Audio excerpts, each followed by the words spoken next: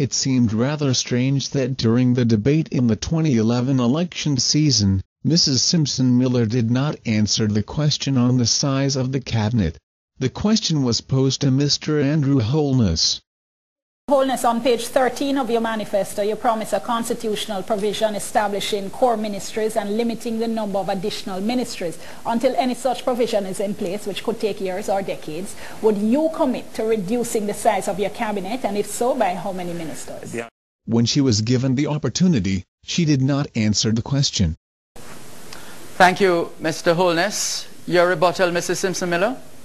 I don't know what transparency Mr. Holness is talking about.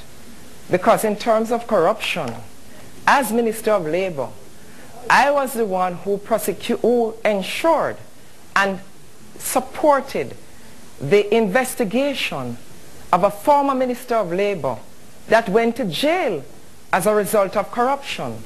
And so I don't know what transparency you're talking about, because I am sure that as a Minister of Government and Prime Minister, I did everything I could to curb corruption in my government. And as a minister, my record is there. It is clear. A Minister of Government went to jail, a former minister, for corruption in Jamaica. Thank you. She was very critical of the size of the Bruce Golding cabinet. The Prime Minister cannot be calling on the country to brace itself for hard times. And the government is not bracing itself for hard times. This is the largest cabinet ever in the country. The cabinet is not even a cabinet now. It's bigger than a cabinet. A big whatnot. But that was not all she said. The Gleaner carried a report where she chastised the government for looking out for themselves first, and demanded to know what it will cost the country. Well, the Golding cabinet cost Jamaica just over $69 million per year, but hers will cost the country over $111 million per year, nearly double the cost. This is just in salaries alone.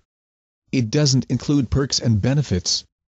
According to Ian Boyne, the reason why the 20-member cabinet is such a bad decision, and the worst way for Portia Simpson-Miller to start her second tenure, is not just that it will cost taxpayers money we desperately need to save. And, it's not just an awful decision because it robs the government of the opportunity to lead by example in these times of austerity and belt-tightening for the masses.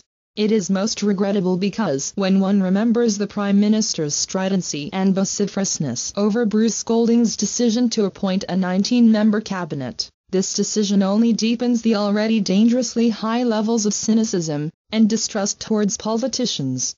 He continues, when we catch politicians saying one thing, mounting a high horse, and then doing the very things they deplore, its impact on our trust can be devastating. So, what must we make of Portia's criticism that the Golding government looked out for themselves first, and then seeing that her very first tact as Prime Minister was to increase the amount of money that will be spent by taxpayers to pay her and her team? Can these people be trusted?